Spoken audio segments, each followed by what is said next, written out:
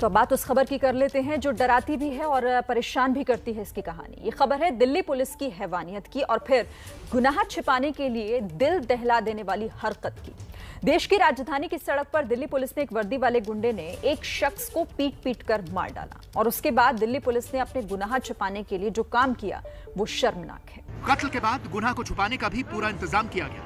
पीटते पीटते जब अजीत जमीन पर ढेर हो गया तो मोनू और उसके तीनों साथियों ने उसे गाड़ी में डाल दिया और फिर गाड़ी मुरादनगर में गंग नहर पुल पर पहुंची और अजीत के शव को नहर में बहा दिया गया। ये वारदात हैवानियत, क्रूरता और जुल्म की हर हद को पार कर देती है।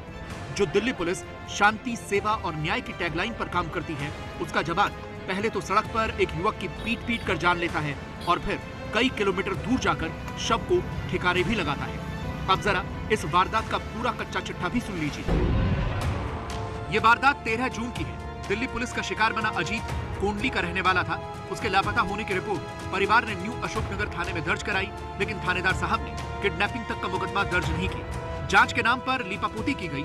ये गुनाह तो शायद गंग नहर में ही दफन हो जाता, लेकिन वीडियो सामने आने से वारदात का पर्दाफाश हुआ, जिसके बाद एसएचओ को सस्पेंड कर दिया गया और मोनू सिरोही गिरफ्तार हो चुका है। उसने अपना जुर्म भी कबूल कर लिया है। पुलिस ने अपना दामन बचाने के लिए मोनू को भले ही गिरफ्तार कर लिया हो, लेकिन वो ये नहीं बता रही कि इस पाप में मोनू के 3 और साथी कौन हैं और कहां हैं।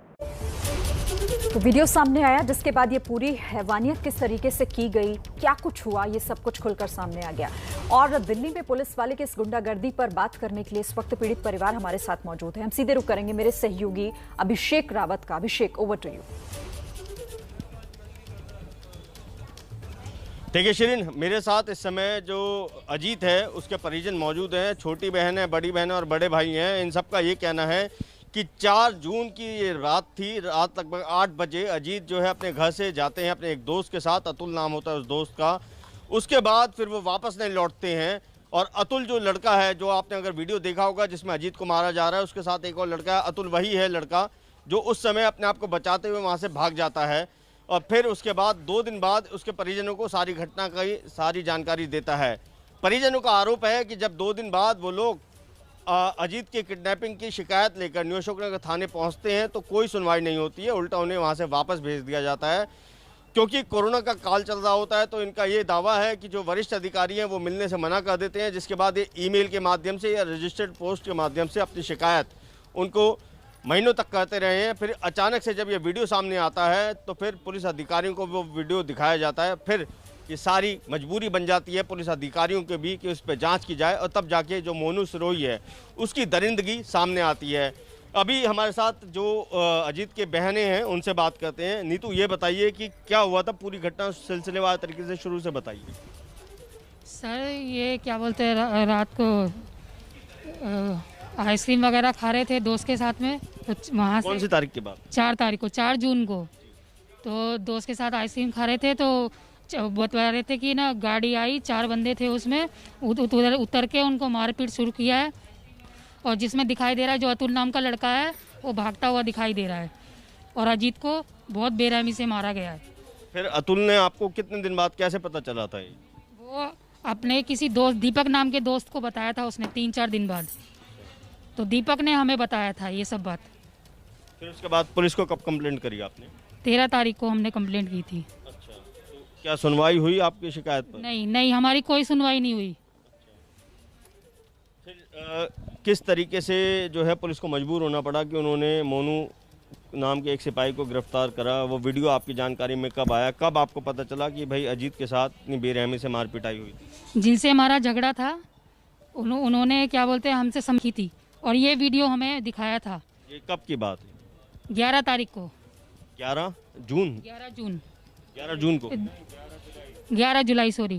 अच्छा, 11 जुलाई को उन्होंने हमें वीडियो दिखाया था और जिसमें वीडियो में साफ दिखाया कि हमारे भाई को मारते हुए दिखाया है और अतुल को एक हाथ से पकड़ा हुआ है, वो छुटा के भाग रहा है उसके अंदर।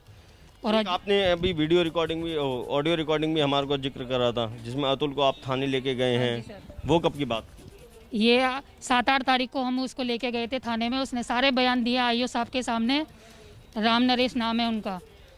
सर आईओ सर ने उसको थोड़ी देर के लिए एक साइड में लेके गए, पता नहीं उसको डराया धमकाया क्या बोला, हमें कुछ नहीं पता। उसके बाद से वो लड़का बिल्कुल हमारे टच में नहीं आया है। अतुल जो है, हाँ, गायब कर दिया, उसको गायब कर दिया। उसी दिन से वो हमें नहीं मिला है। फिर हम जाते रहे हैं थाने, फिर भी हम गए हैं, सारे सबूत देने के बावजूद भी इन्होंने कोई कार्रवाई नहीं करी। हमें हमेशा टालम टूल करते रहे, अब आना, ये आना, या हम कल 9:30 बजे आ रहे हैं। एक दिन हमें पूरे 12:30 बजे तक बिठा के रखा है थाने में। थाने में, न्यू अशोक नगर थाने में हम 12:30 बजे तक रात के बैठे हुए हैं। तो हमारी तब भी कोई सुनवाई नहीं करी। कह दी हमसे 12:30 बजे कि आप घर जाओ और 9:30 बजे पुलिस आएगी और जो इतने भी सीसीटीवी कैमरे हैं वो चेक होंगे। जहाँ से मेरा भाई किडनैप हुआ है, शिवा और ऋषि की दुकान के आगे से, वहाँ से हुआ है। वो जब 9:30 बजे कोई पुलिस हमारे घर नहीं आई है, फिर हमने वेट किया, फ़ोन भी कर रहे हैं हम पुलिस वालों को कि भाई आपने तो बोला था, मगर हमारा कोई फ़ोन रिसीव नहीं कर रहे। एक बार किया भी तो बोल दिया जी मैं छुट्टी पे हूँ, मैं गाँव गया हुआ हूँ। कौन बोल रहा था? ये जिस आईओ से हमारी बात हुई उसने बोली ये चीज़। फिर हम गए हैं 10:30-11 बजे के करीब थाने। वहाँ जो काउंटर पे लेडीज़ बैठी हुई थी, ना तो उसने हमारी FIR को हाथ तक भी नहीं लगाया। और हमने जब बोला कि हमें आईओ से मिलना है, राम नरेसी से, तो उसने ये बोला कि वो तो बाहर है, यहाँ है नहीं थाने में। तो हमने कहा ठीक है, फ़ोन करके आप बुलाइए उनको। तो उस लेडीज़ ने बोला फ़ोन उनका चार्जिंग पे लगा हुआ है। ये बताइए, एक जिम्मेदार पुलिस होके और फ़ोन चार्जिंग पे लगा के वो बाहर घूम रहे हैं, तो ये तो एक साजिश है ना हम लोगों की कंप्लेंट ना लिखने के लिए कि भाई ये हम कुछ नहीं कर सकते या क्या। थाने के अलावा और कितने सीनियर अधिकारियों से आप मिले थे? कौन से? SHO से मिले हम, SHO से भी बात हुई है, सारे गवाह हर चीज़ हमने पेश करी, जो हमें मिलता रहा सबूत हमने सब कुछ दिया है। उसके बावजूद कोई कार्रवाई नहीं करी, उन्होंने कुछ नहीं करा। उल्टा मेरे भाई से भी ये चीज़ कहा, पुलिस वाले ने बुला के, SHO और ये राम नरेसी भी था, कह रहे क्यों पंगा ले रहे हो इससे, क्यों पंगा ले रहे हो? मेरे भाई से बोला पुलिस वालों ने कि शिवा से और ऋषि से क्यों पंगा ले रहे हो, अपनी कंप्लेंट वापस ले लो, तेरा भाई घर आ जाएगा। और शिवा और जो ऋषि बोल रहे हो, ये कौन है? इनसे क्या झगड़ा हुआ था? ये हमारा झगड़ा हुआ था पार्क को लेके। उन्होंने पूरा पार्क अपने कब्जे में किया हुआ है। ये सरकारी पार्क है, आप देख सकते हो सामने। इसके पीछे हुआ था, मेरी बहन कपड़े सुखा रही थी, पानी की छीट वीट गई, उसी से उसकी लड़ाई, उसने गाली गलौज करना शुरू कर दिया, उल्टा सीधा हमें जाति सूचक नाम से हमें बहुत उसने उल्टा सीधा बोला। उसी चीज़ को लेके हमारी लड़ाई शुरू हुई थी, जो हमने कंप्लेंट दी 22 तारीख को, उसको ही लेके उसने कई बार हम सबसे पड़ोसियों से भी बोला कि भाई इनसे बोलो समझौता कर लें, कंप्लेंट वापस ले लें, नहीं तो भाई मेरा क्या है, मेरा तो पैसा है, मैं तो किसी भी झूठे केस में इनके भाइयों को फंसा दूँ, इनके बेटों को फंसा दूँ, इस तरीके से उसका दबाव मतलब हमारे ऊपर हमेशा यही रहा कि आपका भाई आपका जो भाई है अजीत, उसके कितने दिनों बाद गायब हो जाता है? उसके साथ कितने दिनों बाद मारपीट होती है?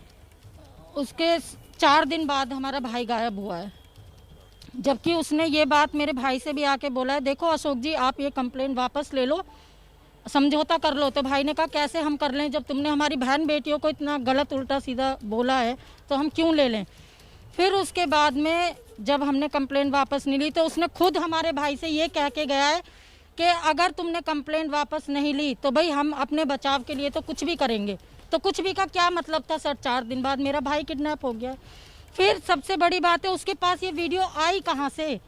सबसे पहले उसके पास ये वीडियो थी जो उसने हमें दिखाई है 11 तारीख को, और उसके बावजूद भी ये बोला है, हमने कहा ठीक है कि ये वीडियो हमें दे दो आप, तो उसने साफ मना कर दिया, कह रहा कि पहले तुम कंप्लेंट वापस लो थाने में जाके, उसके बाद मैं ये वीडियो दूंगा।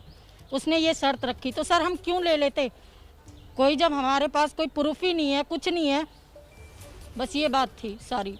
तो शिरीन, ये सुना आपने, ये दोनों ही अजीत की बहनें, ये नीतू हैं और जो अभी बात करनी थी वो सुमन है। तो दोनों का ये कहना है कि इसी इलाके में एक ऋषि और शिवा नाम के 2 भाई रहते हैं, जिनसे 22 मई को इनके झगड़े की शुरुआत होती है। फिर वो धमकी देते हैं कि अगर ये अपनी शिकायत वापस नहीं लेते हैं तो इनके भाइयों को हानि पहुंचा सकते हैं। उसके बाद इनका ये दावा है कि 4 जून को जो भी अजीत के साथ हुआ है वो सब उन दोनों भाइयों की साजिश के तहत हुआ है। और उनका ये भी कहना है कि 11 जुलाई को दोनों भाइयों ने वो वीडियो अपने मोबाइल के माध्यम से इन्हें दिखाया और बताया कि अगर आप हमारे खिलाफ जो शिकायत है उसको वापस ले लेंगे तो फिर आपका भाई वापस आ जाएगा। और साथ ही साथ इस पूरे मामले में जो पुलिस की भी लापरवाही है, लचर रवैया है, या हम कहें कि कहीं ना कहीं इस पूरे मामले में जो अनदेखी की गई, क्योंकि कहीं ना कहीं इसमें एक पुलिस वाला मौजूद था और वर्दी को बचाने के लिए वर्दी ने पूरा साथ दिया। जो SHO हैं उन्होंने पूरी तरीके से इस मामले को दबाने की साजिश भी रची, पूरे तरीके से इस मामले को टरकाना चाहा, लेकिन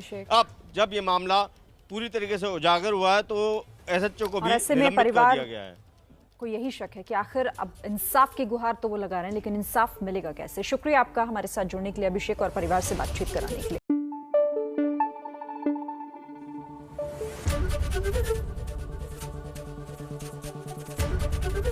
एबीपी न्यूज आपको रखे आगे।